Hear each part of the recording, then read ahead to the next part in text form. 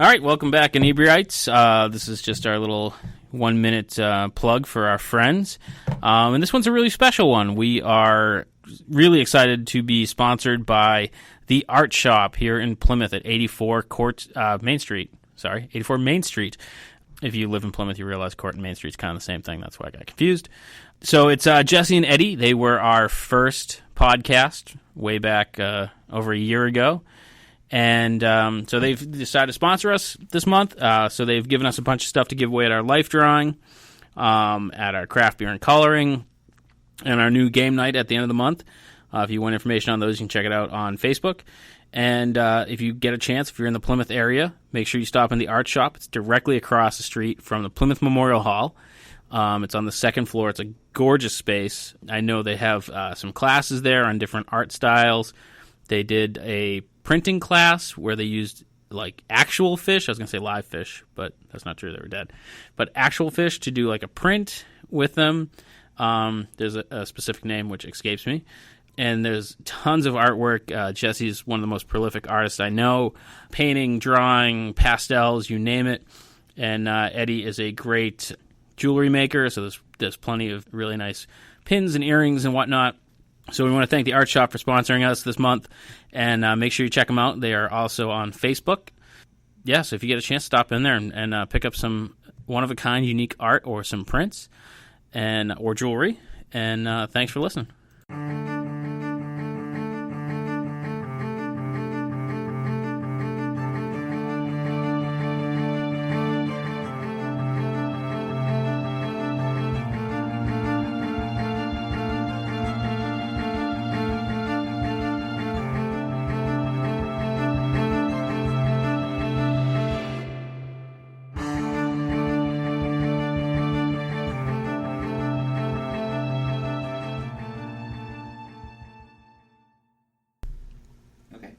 All right, welcome back, Inebri-ites. This is Andy from the Inebri-art. Really? You want me to start over? No, why would we do that? The Inebri-art podcast. We're recording here at the Craft Beer Cellar on Main Street. If you happen to be in Plymouth, come down, check out. They have, if you want beer, they have it, pretty much. Microbrewers from all over the world. IPAs, Pilsners, you name it. Apparently even a gluten-free. And we are here with Jes Childers, who is head chef. Is that the correct term? Currently, I'm chef de cuisine at Port Bistro. At Port Bistro. What is that exactly? Chef de cuisine. Yeah, I was going to say I know what Port Bistro is, but... Yeah. So, there are a lot of different ranks in kitchens. Executive chef is, like, the head chef. So right now, where I work, Brian Jenkins is chef owner. Mm-hmm. So I am, the rung below him. We work very closely together, though. So for you to move up, do you have to like slay him in battle, or? Yeah. Yeah. Yeah. Nice. Okay. All right. Yeah. Battle date hasn't been determined yet. Okay. But, yeah. I thought it's totally sidetracking because that's what we do. There's a hometown throwdown at Mayflower Brewery. Does that involve you? I don't know if I'm supposed to say anything. Oh, so, okay, if that's cool. Well, this won't go up till, like, probably the middle of August. Does that... Well, let's see, I participated in the first annual one. Okay. And this is the second annual one? Yeah, I think there might have been a couple mini throwdowns in between, but yeah, there's a second annual one coming up. So what exactly is a hometown throwdown? It is, a group of local chefs pitted against each other on a time clock with, only certain ingredients that we can use, and it... So similar to like a Food Network type show. Yeah. That kind of thing. Yeah, nice. It's, let's see, I don't think we had any secret ingredient last year. I think that might be something that could happen. Yeah. But, who did you compete against last time? Let's see, Chef Mary Adamsick from Cisco, Chef Stephen Coe, who is of many different places. Okay. I'm sure you know him. I don't. You don't? No. He's a local guy. Yeah. Let's see, John Ricardo from Solstice Kingston. I know of that place, yes. Of course, Mike Morway formerly of Nosh. Total chump. That guy. You must have kicked his ass. Actually, no. Dick Brown was there. And Dan Delancey from Lobster Trap. I don't even know where that place is. It's in Bourne. Oh, okay. Yeah, it's actually kind of a landmark down that way. Yeah. Yeah, they've been at it for years. If you like seafood. We're basically going to run down this list and try and get them all on now because we love having chefs on. Good. So you cook at Port Bistro. You are the chef de cuisine. Did I get that right? Mm-hmm. Now, rumor has it that you used to be at the New World Tavern. I was. Were you the person behind Noodle Night? Was that you? No. Okay. That was Johnny Sheehan. Oh, okay. Who, is currently at Liquid-Art House, killing it. Where's that? Boston. Oh, okay. Yeah. Oh, that's a step up, I suppose. I don't mean that in a bad way, but it's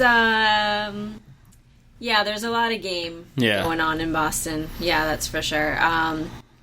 But yeah, it's a very artsy place. I think that you would really enjoy it. But yeah. Johnny he's Clio alumni. He very much fell in love with Asian flavors. So when he was at New World, I worked for him, and I just felt like when he left, Noodle Night was way too cool and unique to stop doing. Yeah. There were a couple of younger cooks there that really loved doing it, so I was like, if you guys want to do it, let's keep it. It was pretty awesome. Yeah. Big fan. So what is your kind of calling card? Like, what kind of cuisine do you... I actually ate at Port Bistro last month, I think. Yeah? Yeah, I just happened to be down there. Do you remember what you had? Was there a bolognese on the menu recently? Okay. Because that's kind of... I love bolognese. Okay. So, yeah. Yep, that, I'm actually the current maker of the bolognese. That's one of my jams over there. So I hope you enjoyed it. I did. Okay, good.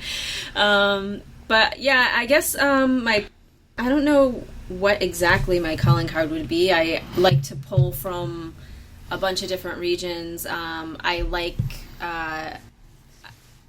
Before, I did a lot of savory, I did a lot of pastry, so I like to try to combine the two as much as I can. I guess, if anything, chocolate would be my calling card. Savory, sweet, doesn't matter. That's just one of my chocolate? favorite ingredients. There was no chocolate in the bolognese, I'm pretty sure. No, there isn't, but yeah, I like to pull different spice blends, like masalas from India, different curries, different like Middle Eastern, Moroccan type foods. So I would say if you wanted to kind of put me in a box, it might be New American. Okay. Because it's just kind of a blend of a lot of different things, but so, like, not exactly traditional. Food mutt. Yeah, I like that. So, at what point did you decide, like, get interested in cooking? Like, when did that start? That started very early. I lived in a family that we weren't allowed to have Bisquick. And just Bisquick? Well, my mom always kept baking supplies in the house. Okay. So we weren't allowed to have Bisquick, which was kind of like cool back then. Right. In the 80s. And so pancakes from scratch was the first thing I actually learned how to make. And she was really, as soon as we were old enough to handle a dull knife, we were allowed to make peanut butter and jellies. Yeah. We could heat up soup. And it kind of went from there to, she had a bunch of old cookbooks that were my grandmother's. And then eventually we inherited some from my great-grandmother. And I just, if I got bored, I would go look in the cookbook and I would bake something. So let me ask you about your great-grandmother's cookbook.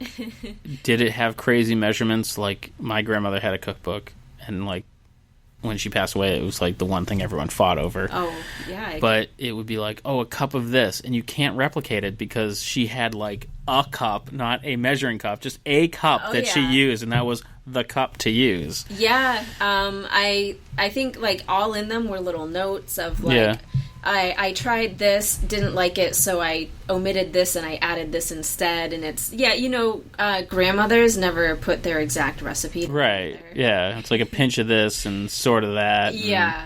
Yeah. So you started very young, and like, when did you decide to make it a career? Did you go to like a VOTech type school, or? I did. I went to Plymouth South. Yeah. And it came down between culinary or automotive. And of course. Why would it not? I know, typical choices for a teenage for a girl, right? Yeah. And then I just culinary won, and I really enjoyed it. I learned a lot. So I didn't go to college. I just went right into the kitchens. Yeah. Where was your first kitchen you worked? Believe it or not, it was the Hearth and Kettle, right? At the yeah. Oh, actually, wait a minute. No, it was Plymouth Country Club, but it was only a summer job. Yeah, that's like going way back. So was it like doing dishes and stuff, or was it like really cooking? No, my friend's mother ran the kitchen, so it was a lot of sandwich making and stuff like that. It wasn't anything like crazy. But still, that's entry level, you know? Yeah, it was definitely a good experience because she was, especially back then, you still didn't find a lot of women that were running kitchens. Mm-hmm. She was like a no-nonsense, like, tough cookie type of lady. Yeah. And it was good. She was a good mentor. Yeah. I think. Yeah. Nice. So Port Bistro is located in Kingston. What kind of food, other than bolognese, can people go there to expect to see? There's a great deal of seafood. It's it's themed after, it's Spanish, Portuguese, Italian, Mediterranean, but he'll be cool with me doing like something kind of off the map. We won't put it on the menu, but running it as a special or something. Yep. So what's like the one dish that you've kind of like made that kind of took off there? We actually haven't changed the menu that much since I've been there, but I don't know. I would say we sell like the same amount of just about everything. It's a good blend. I had a couple salads on, but they were a little bit too many components. Mm-hmm. Too much going on, or just like business wise was too much going on. Business. Well, we're gonna keep all this stuff on. For what we're able to get in the kitchen. Do you have like? Which is an industry-wide problem, by the way. What, the skill in the kitchen? Just finding people who are passionate about it, aren't just there to collect a paycheck, or they want to learn. Right. Yeah. Do you have aspirations at some point to have your own restaurant? Or? I think that's every chef's aspiration. Yeah. Well, I mean, you spend a lot of time, if we're going to get real, you spend a lot of time kind of working for someone else's dream. Yeah. And there are always compromises and sacrifices that... Like, I wouldn't do it that way. Yeah, when you're coming at it from, like... a creativity-minded angle. It's every chef is different. Some are more technical, and it doesn't matter what they're making. They're happy. Some are more artistic, and I think I kind of fall more into the intuitive artistic category. Yeah. But a lot of people I talk to these days are nobody in their right mind would work in a kitchen unless they had passion. And just be like, I just love working in a kitchen and getting yelled at. I love the stress. I love the heat. I love not having nights, weekends, holidays off, missing family events. I love it. I did work in a kitchen very briefly, and it was a lot of fun. I really enjoyed it. Mm-hmm. It was in a pizza place. And I was really happy that it was only briefly, because it was a really fun experience, and I like to cook. Mm-hmm. But just like you said, like I have a lot of friends that own restaurants, run restaurants, work in kitchens and whatnot. And it's just like Friday, Saturday, that's where you are. Oh yeah, don't even text us. Don't ask. Yeah. That's just where you are. Yep. And so it is a very tough choice to make. Mm-hmm. do you ever regret any of that? Or because even like your highest aspiration be like, oh, I own a successful restaurant, that's not going away. Right. You know, it's like, it's not like a business owner be like, oh, then I can have people to do shit for me. It's no, you're still. I mean, if you're successful enough, I suppose you can. There are chefs out there that they own multiple restaurants in different states, and they just kind of travel around, and they go in, you know, maybe taste some things. Do you feel that comes from their skill in the kitchen, or do you think some of that's just from their notoriety? Because I know there's certain chefs, and I'm not going to like name names, not that they would hear this, but that people like. I've heard really bad reviews about their restaurants, but it's like, it's this guy's restaurant, so I'm going to go.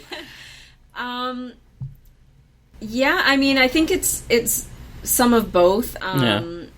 Some people, they work really hard to get the notoriety. Some people they just have that charismatic thing where it doesn't matter what comes out of their mouth, you're going to go try their restaurant, you know?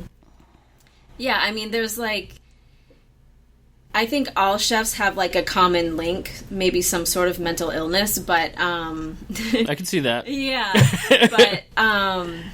but there are a lot of different personalities within that. You know, we're the same species, but different.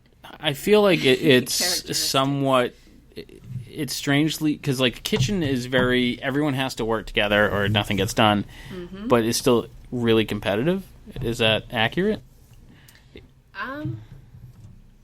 It depends on the kitchen. I mean, traditionally, yeah. I think there's always a level of like friendly competition. Like, you know, yeah, I don't mean like, yeah, you know, in a bad way, but no, but yeah, you've got a prep list, and if you look on the list and you've crossed out more things than everybody else that day, well, that's kind of... You're like, suck it, bitches! kind of. Or you're like, well, what the fuck? Yeah. You know, then it becomes not... It's more like, you kind of have to... That's where the shit-talking comes in. You have to kind of bolster each other up. Like, okay, like... What's your problem today? Look at everything I did. Right. Like, what are you doing? And I'm hungover too. Yeah, I didn't eat. And I drank a good 6-pack last night. Yeah. So your first kitchen was the country club. Plymouth Country Club, yep. When did, like, at that point were you like, oh, this is definitely my career, or was it just kind of like, oh, you know, just working the job? Like, when did you fall in love with it? You know, I really don't know. I feel like I never really made until like probably the last 4 years the realization. Yeah. It was kind of one of those things where it like chose me. It's like, okay, well now I'm in it too far that like if I go and try to do anything else, I'm not gonna be. It's almost like you'd be starting all over. And I mean, I always liked cooking. Yeah. But I have retired from professional kitchens twice, and so after going back for the third time, I'm like, well, I guess, you know. So it was just like, was it burnout or just like, yeah, I want a weekend off, or no? There was some burnout involved. Actually, one of the most stressful jobs I had, I worked in a corporate food service, and like a Fridays type thing? No, it was a corporate cafeteria chain. Oh, really? And, yeah, I worked at the nuclear plant for like, I want to say 3 years. And after that job, I took some time off. I feel like that could be very not rewarding. It was not rewarding at all. Yeah. There was no creativity in it, and it was just not a good work environment. Yeah. And so by the time I was done there, I took a couple of months off, and I then had like a little retail job for a couple of years, and then... And you're like, retail sucks. Yeah, I was like, yeah, this really sucks. Yeah. It's, you know, I'm not going to go anywhere doing retail, and I don't want to be one of those chicks that, like, you know, 10 years from now, I'm, you know, still... Cashiering it. Yeah. Yep. Yeah. So there was an ad.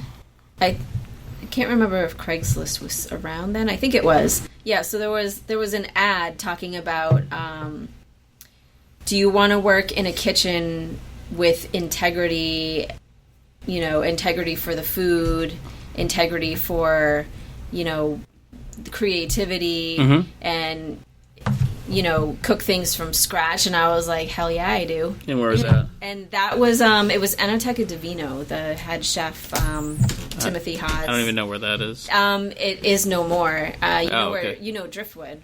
Oh yeah. So Driftwood Public. Hi Tatum, thanks for stopping by, Tatum. Good to see you guys. Thanks for letting us record here. I know, but then that's why I had to point you out. Thank you for pictures of barrel-aged beer, right? Yes, it's delicious. Actually, this gluten-free beer. I was like, wait, she's coming? She's gluten-free and vegan, I think. just I would say gluten sensitive. I'm not. Yeah, I'm not one of the crazy. So you're not the celiacs. V word? No, nope. All right, but I good. Because I was afraid I was. I was looking out for you. Yeah, she was. You're welcome. All right, I'm leaving. Thank you for letting me crash your party. Bye, Tatum. I was very concerned I was going to be able to bring up bacon. Oh, yeah, no, I am not vegan. I don't know why, if it's like just... A lot of people think I'm vegan or vegetarian. I don't know if it's like a aura I give off, but I'm definitely not. I like a good medium rare steak. Nice. Yeah. All right. Yeah. Right on. Yeah. Nice bone-in ribeye. See, I sit in my office job, I sit next to a vegetarian who is gluten intolerant, is having like all sorts of problems. So it's like she can eat like 9 things, and just like I'll be snacking on something at my desk and I'll be like, hey, do you... Oh, never mind. Yeah, she's like, don't it'll be someone's birthday and be like, hey, there's cake, and you're like, oh shit, sorry. Yeah, like, oh, you can lick the frosting off. No, you can't either. No, never mind. Sorry. So I was really excited the other day because I had strawberries for breakfast, and I'm like, do you want a straw? You can have one of these. And she's like, no, thank you. And I'm like, fine. Oh. So I believe we talked to Mike Morway about this, and I know we talked to do you know Joe, help me out, what's his last name? Delia? I think it begins with an E. Baron Boots in Falmouth. I don't think I have met him. I like to ask chefs, like, what do you eat yourself? Like, are you the kind of chef that like you cook all day and then you go home and make like a peanut butter and jelly sandwich? Are you like a Taco Bell kind of person? Morway was like, I don't want anything that like any corporate guy is going to make a dime off of. That sounds like him, yeah. for sure. And then Chef Joe was like, oh, we'll drive 2 hours to go to Taco Bell. Oh. Yeah, I have not eaten fast food since I was for 12 years. Yeah. The last thing I ate was Burger King chicken nuggets, and if you can recall it, it clearly was not a good experience. It was not. No, it was like, it did bad things to my stomach. Yeah. No one is ever like, oh, I remember 12 years ago I had this, yeah, and it was a good experience. I've never had a good Taco Bell experience either. No one does. Yeah, it tastes good, but no one has a good experience. It's never a good idea. Yeah. But yeah, so I don't touch that. I never touch this stuff. And yeah, I'm one of those, I'll go home, I'll make like a frozen pizza or a burrito, but it's like the good organic ones. It's not like a Mama Celeste 99-cent one? No, American flatbread. Oh, okay. Bacon and uncured pepperoni. It's really good. Sounds pretty good. Yeah, and then... but I've had some organic pizzas that taste horrible. Yeah, I mean, there's kind of an unfair label put on, like, organic and gluten-free and vegan and vegetarian. I mean, there's a lot of crap out there. Yeah. Like, there's a lot of really, really bad. But actually, that's one of the things that... well, when you're talking about your desk mate that can't eat anything, I've been there. Yeah. I've had, Oh, it's brutal. I felt so bad. Yeah, it's terrible. I've had health battles. I've had points in life where it was no wheat, no dairy, no refined sugar, no corn. I think there were a couple other things. I think I even did go without chocolate for a while. She was kind of at the point where they're almost like slowly bringing her back to food. Like, so you can have like 4 things. Yeah. And next month you can have another thing. Yeah, she's doing the elimination diet to find out what it was. And it was, I mean, just like, she's like, I can have like, I forget what it was, like spinach, onions, garlic, and like one other thing, and you're like, oh God, your breath must be horrible. It's just, you feel so bad because she's like, it's an office, so everyone's birthday, it's like, oh, cake, and any holiday, oh, I made brownies, and she's like, oh, I can't have it. And Gee, thanks, guys. Yeah, I'm thanks sorry for telling me. But at least she was a vegetarian beforehand, so she didn't, she already gave up the good stuff. The good stuff. Well, yeah, one of the points with that is, so I had to modify how I cooked. Yeah. Because for a while I was very gluten sensitive. And I was doing a lot of pastry then, and I was like, well, I have to be able to taste what I'm making and make sure it's good. So you, as a pastry chef, you couldn't really eat what you were making? Oh, not unless tough. I wanted to feel like garbage. Yeah. So yeah, I modified, and I learned a lot, and I think it just kind of made me better at what I do. Yeah. Yeah. Because I feel like some gluten-free stuff is pretty bad. Yeah. Yeah. Yeah, I wouldn't feed it to... It'd be like I just wouldn't eat. Yeah. My girlfriend gets these, I don't know if they're gluten-free, but they're like organic vegetarian. You remind me because it's frozen pizza. And she'd be like, oh, I'm making frozen pizza. Have some. And you're like, I'm starving, but no. Yeah, no, I will have almonds or something. It's just, it's so not... People are like, oh, you can't ruin pizza. You can. You really can. Yeah. It is possible. So what was that brand again? I'm sorry.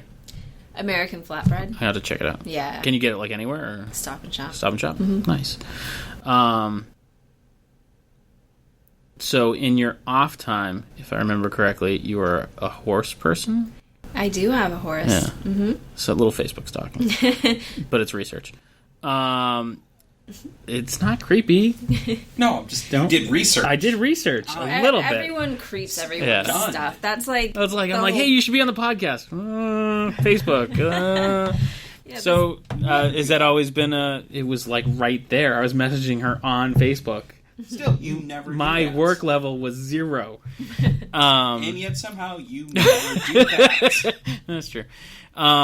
So, when did you get involved in that? Do you race them or no? Not race them. What do you do? I don't jump. Show them. Thank you. I'm like, you don't jump them. That sounds wrong.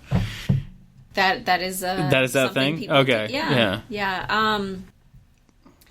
I have loved horses ever since I can remember. Yeah. Yep. I was one of those crazy little girls that never grew out of the I want a pony phase. You had all the stickers. Who makes the girly stickers? Lisa Frank. Thank you. I don't know if they I was were... gonna say Anne Rice, and I'm like, no, not her. Oh, that's a whole different sticker. That's a whole other crazy chick genre. But yeah, so I had the stickers, I had the model horses, I had, I did riding lessons, I did 4-H. And then when I was 28, I was like, wait a minute. If I want to buy a horse now, I can, because I'm an adult. And I can do adult things, damn it. I can spend my money where I want to. So, yeah. Nice. Yep. And your horse's name? Bill. Bill? Mm-hmm. Okay, that's a horse name. Bill the horse. Nice. Yeah. And how long have you had him? About 7 years. Yeah. So do you show him, or is it just I have a horse to go hang out and ride through the woods and... Well, we try. Yeah. Yeah. He is a thoroughbred, but he is not a racetrack thoroughbred. I believe he has had race training, because if you get him in... So is he one of those smart kids that just doesn't apply himself? Kind of hangs out with the bad horses? He's like a... If he were a person, he would be one of those, sort of... I think he would have ADHD if he were a person. Yeah. He can't focus? I mean, he can, but he kind of doesn't want to. Yeah. He's happy being in the field, eating his grass, and he's a project. He's not like a horse. He's a project. Yeah, that's not a nice thing to say about anyone. but he's adorable, so it's okay. I got him when he was 3, and like with the work hours of a chef, you don't really have a whole lot of time. But it must be nice because I'm guessing that you have more like daytime off, so you can. Yes no? and no. No? I mean, okay. yeah, because we work late nights and then sleep late. So then by the time you get up and you're functional, it's about time to go to work anyway. Yeah. At least for me, maybe not for other people. But I'm like, so most of my chef friends are guys, and they're all married and they have kids, and I'm like one of the only girls, and I'm like, I don't have kids and I'm not married, so I'm like, yeah, I'm gonna sleep until 11 a.m. and they're like, what? They're like, lucky you. Because they're all being woken up by kids or wives or whatnot. Yeah. Yep. So, did you find it to be a struggle to be female in the kitchen? Yes and no. I mean, it took me a while to realize that there was much of a difference at all because it sounds like you've been there forever. Yeah. So it's like you just know what you know. Yeah. But I mean, the first kitchen I worked in, that was just kind of a, there was a female running the kitchen, so it wasn't like, oh, it's weird that there's a girl in here. And then I worked at the Hearth and Kettle, and there were guys, and I was just a prep cook there, so it was kind of like, I was just like an 18-year-old girl. You were the shit heel anyways. Doing prep work. And then the corporate job, it was because I had previous experience and they needed somebody to be like the cashier coffee girl first. So I had to do that before I could get in the kitchen. To kind of work your way in. And it was all guys in there, but I was friends with some of them, so it was just like whatever, it didn't matter. Yeah. But then it's more when you get into, I don't want to like speak badly of the other places, but once you get into like a, for lack of a better term, like a real kitchen, like a more focused, more disciplined, and more in kind of like a leadership role, or not that, it's just, then I guess maybe it came with experience too, like just noticing patterns of things. But it's like, you wanna be as strong and tough as the guys. You want to be able to lift as much as they can. Yeah, you don't want to be like, can you get this for me? Yeah, that kind of stuff. Can you open this jar because I can't do it? Yeah. But sometimes you have to. Right. And so how long did you work at the New World for? Let's see. I'm trying to think. Between 3 and 4 years, I think. Yeah, I started as a cook, and then I was sous chef, and then they offered me executive chef when Johnny. Oh, so you were the executive chef there? I was, yeah. So hang on, chef d'entrée? Did I get that? Close? Chef de cuisine? Shit. That's close. I was close-ish. Sitting here watching you fail. Shut up. So is that a step up from where you were at New World, or is it just like a... I would say it's kind of a little bit of a lateral movement. Yeah. I mean, I'm not running the whole kitchen, which was like a relief. Yeah. I mean, every job in a kitchen is important. Yeah. But yeah, it's not just my kitchen. I don't make all the decisions. I do a lot more of like the food wise decisions, and then I run it by Brian. The owner. And then we kind of collaborate on, we kind of bounce ideas off each other, which is the cool thing about working with a chef owner is they, they're cut from the same cloth. So they're not just looking at the bottom line. They're like, yeah, that does sound good. Yeah, exactly. Yeah. What's like the golden rule? Like what do you not do in a professional kitchen? You don't call out on Saturday. That's like the unspoken rule. You just don't do it. Yeah. You better be dead. Yeah. Yep. That's the rules of the kitchen. If you're calling in sick, you better be dead or in the hospital. I mean, nowadays it's a little bit more relaxed. I mean, I think we've come a long way as far as starting to treat each other more like humans instead of machines. Yeah.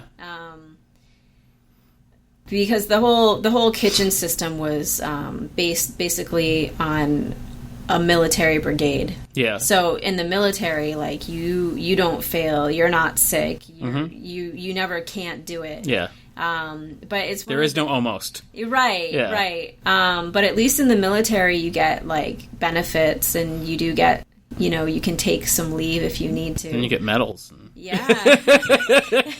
In the culinary world, there's no benefits unless you work in, a corporate environment. Yeah. Mm-hmm. No sick time. No.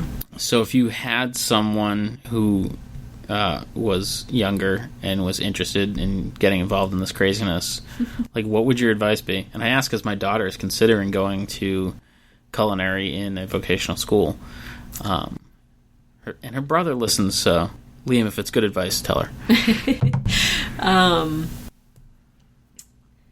I would almost say don't do it. Yeah. But now let me ask you, because I think that's really, really valid, is to say don't do it, and if it's really their passion, they'll ignore you. Yeah.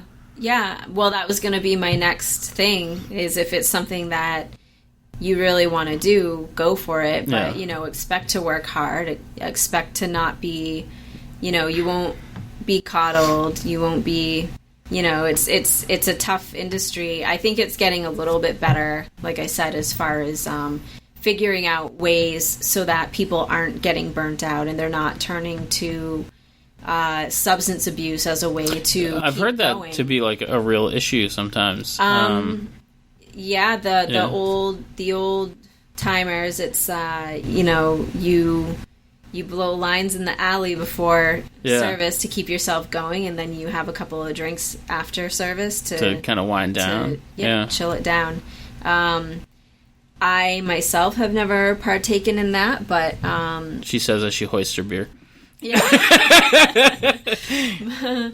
Maybe the drinks wind down part, yeah. But no, it's tough because it's like a lot of times, we're cooking so much food, but we're not eating. People are like, oh, you must eat like caviar and that's why I asked, because I love that question, because it's like, what does the chef eat? And more times than not, it's like, I make like a peanut butter and jelly sandwich when I get home, or I run through McDonald's, or because it's like, it's fast, it's convenient. Yeah.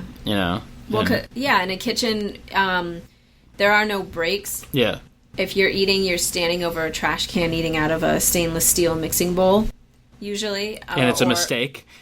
It's a mistake, or it was just you had 2 seconds to like throw something together, like a salad with like, I don't know, crushed pita chips or something on it, I remember when I was in the pizza kitchen, every once in a while you'd open the oven and you'd be like, what is this? Yeah. And somebody would be like, oh, that's, the pastrami pizza. And be like, I already made that. And I'm like, oh, I guess that's what we're eating. You're like, great. I like that one, great.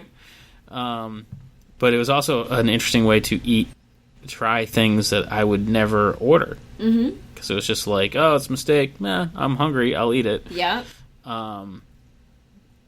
And again, I would never ever call myself a professional cook, let alone chef.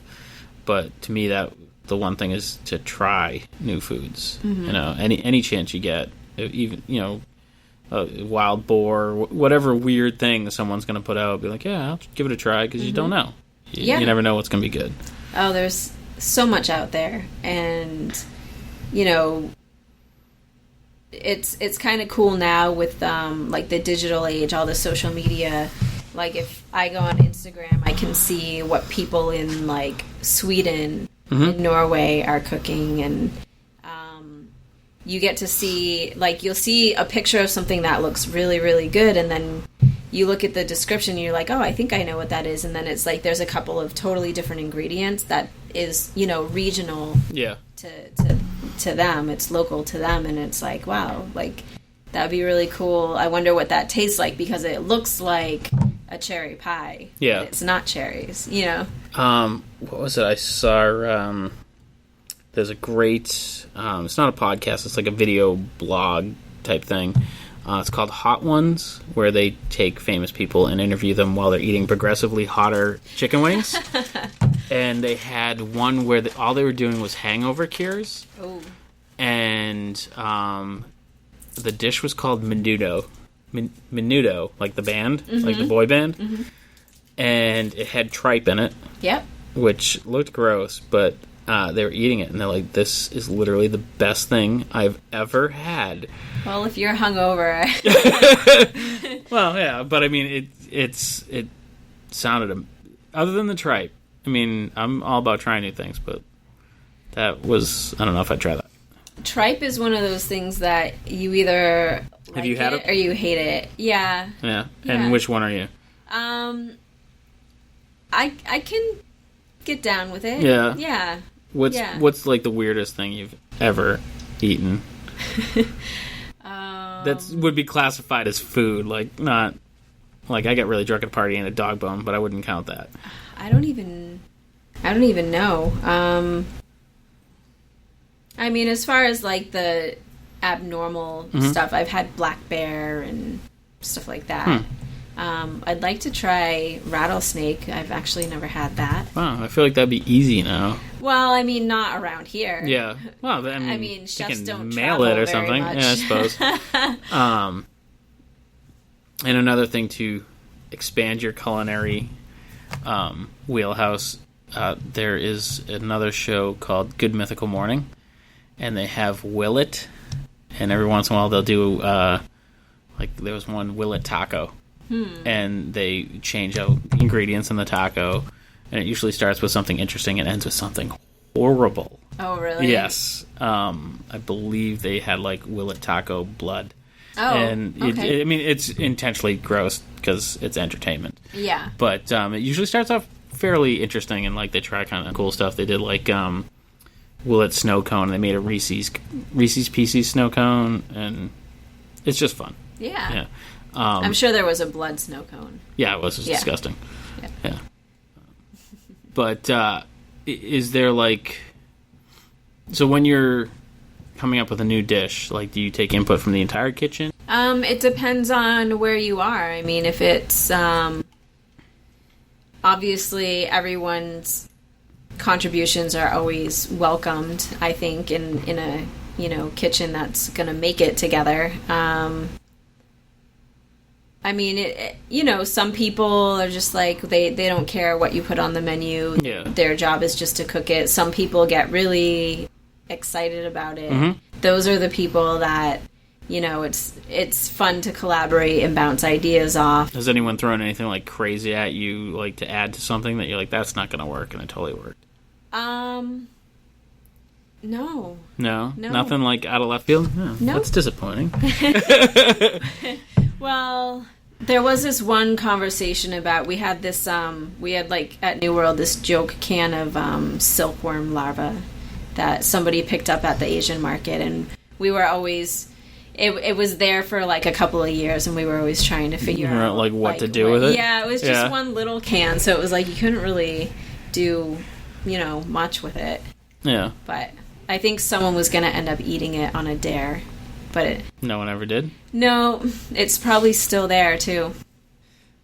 Huh. We'll have to ask Carl about that. I believe, we're pretty good. So, is there a website for Port Bistro? Or, I think there's Facebook, right? There's a Facebook, a website, and an Instagram. Just portbistro.com? I believe so. Okay. Yeah. And on Instagram, is it, like, do you guys post stuff that you're cooking, or... Yeah, sometimes, like, I'll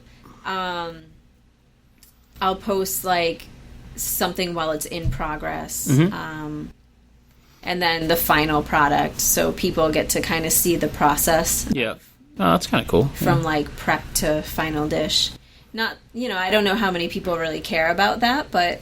I would think it's the internet. Someone cares. Yeah, I would think somebody finds it interesting. Have you ever thought of, like, like the Jes Childers cooking show? Like, is that? I don't know yet.